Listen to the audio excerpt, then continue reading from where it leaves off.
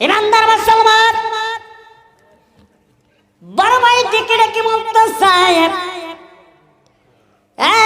ছোট ভাই তুমি একটু ধৈর্য ধর, আজকের থেকে যে পুটিক দৈত্য হয় তোমার অর্ধেক দেবা, আমি অর্ধেক নেবা।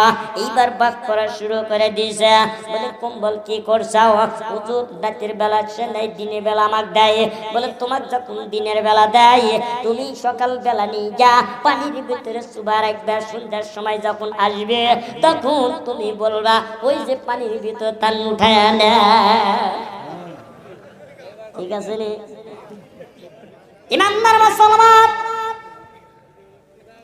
একটু বোঝার চেষ্টা করবেন। মুস্কি মুস্কি হাসি দিলে চলবে না। গভীর মনোযোগ দিয়ে শুনলেন বাজান, কোন কারণে কথা বললাম।